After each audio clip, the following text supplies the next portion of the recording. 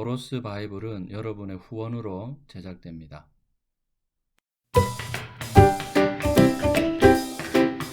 오늘부터 이제 갈라디아서를 함께 공부하려고 합니다. 먼저 기록 연대와 관련해서 지도에서 보시면 갈라디아서의 그 독자들과 연관성이 있습니다. 북갈라디아설, 남갈라디아설이 있는데요.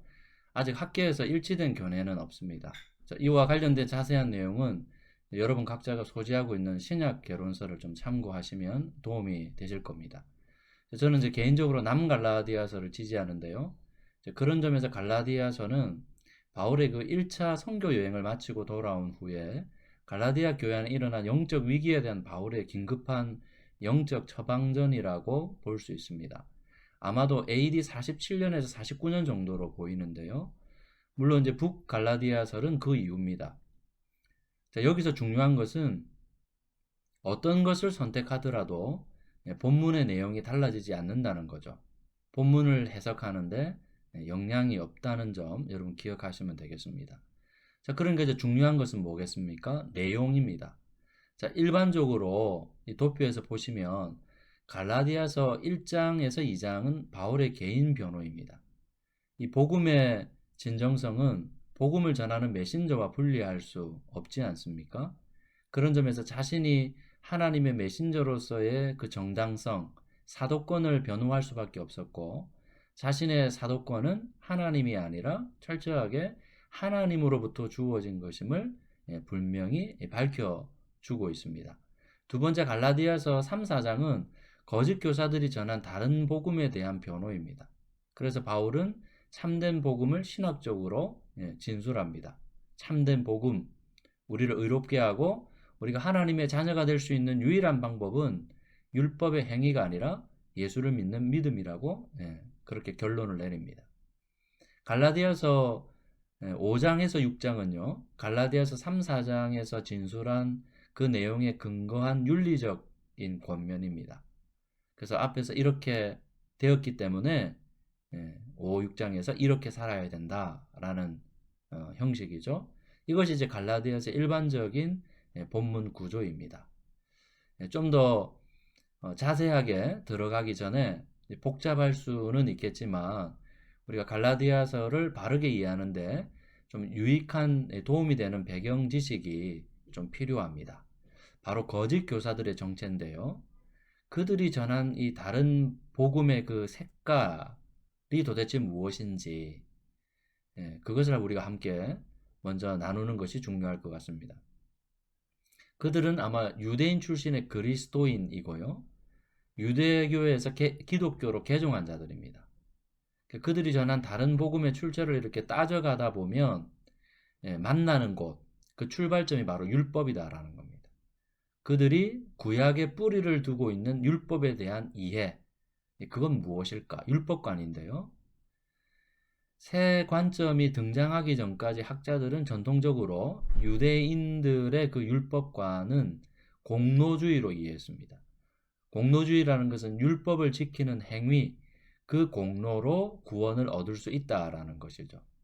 율법을 지키는 행위가 구원의 방법이 되고 조건이다라는 거죠. 자, 그런 점에서 바울이 전한 복음, 예수를 믿는 믿음으로 구원을 얻는 것과 비교하면 바울의 입장에서 보면 당연히 다른 복음이죠. 한국교회 대부분은 이제 이 입장에 서 있습니다. 자, 그런데 1977년 E.P. 샌더스라는 학자가 혜성처럼 등장하고요. 바울 신학계에 새로운 판도를 만드는데요.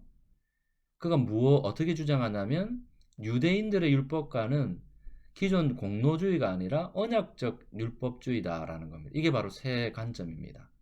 그러니까 이제 전통적인 공로주의는 옛 관점이 되는 것이죠. 자, 그렇다면 새 관점, 이 언약적 율법주의라는 것은 무엇인가? 핵심 포인트는 언약입니다. 여러분 잘 아시는 것처럼 구약의 이스라엘을 한번 생각해 보세요. 이미 이집트, 애굽에서 하나님의 은혜로 구원을 얻었습니다. 그리고 시내산에서 모세를 통해서 하나님과 언약을 맺고 언약 백성이 되죠. 그리고는 언약 백성답게 삶을 살아갈 수 있는 하나의 지침, 헌법, 그 기준으로 율법이 주어집니다. 그러니까 율법이 주어진 것은 구원받은 백성들이 그 언약 안에서 계속해서 머물기 위한 방편이라는 것이죠. 언약 백성답게 살기 위한 헌법, 지침으로 율법이 주어졌다라는 겁니다. 구원을 얻는 방편으로 율법이 주어진 것이 아니라는 것이죠. 새 관점은 이것이 바로 유대인의 율법관이다. 옛 관점에서 말하는 공로주의가 아니라 바로 언약적 율법주의다라는 겁니다. 자, 그렇기 때문에 하나님의 은혜로 이미 구원받은 자녀들이 이 사실을 바르게 인식하는 것이 중요한 문제다라는 겁니다. 그래야 은혜에 합당한 삶을 살 수 있기 때문이죠. 자, 그런 점에서 새 관점은 바울이 전한 복음과 다르지 않습니다. 그럼 좀 이상하죠. 바울은 그럼 누구와 지금 계속해서 싸우는 것일까?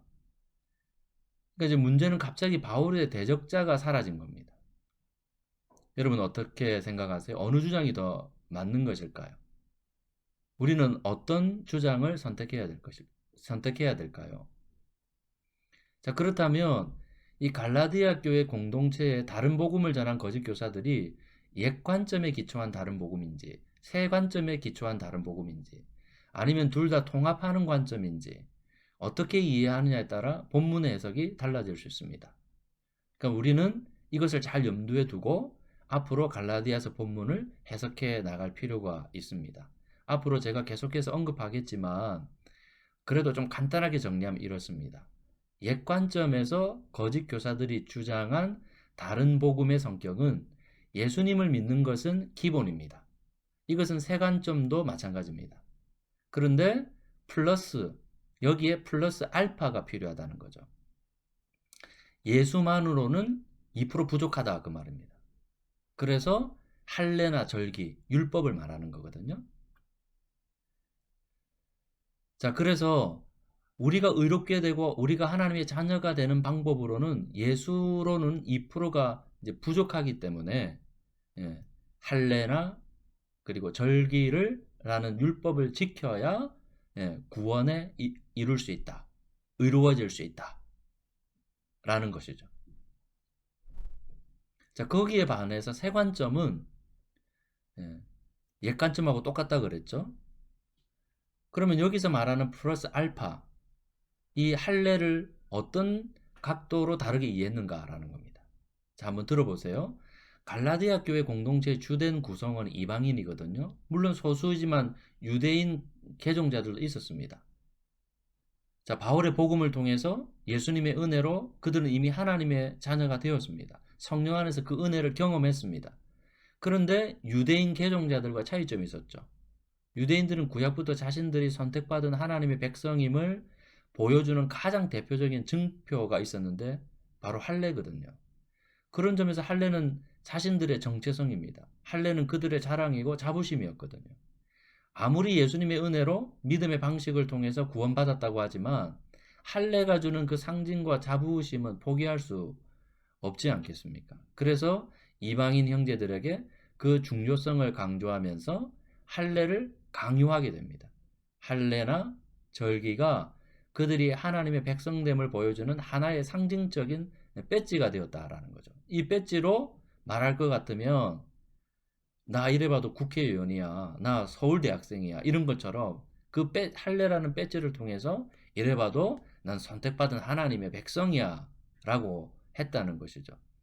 그렇기 때문에 예수님의 은혜로 구원을 얻었지만 할례를 받은 우리가, 절기를 지키는 우리가 이방인 너희보다 훨씬 더 낫지 않니? 이런 우월감이 교회 공동체 안에 실제적으로 이방인 그 개종자들과 갈등을 유발시킨다라는 것이죠.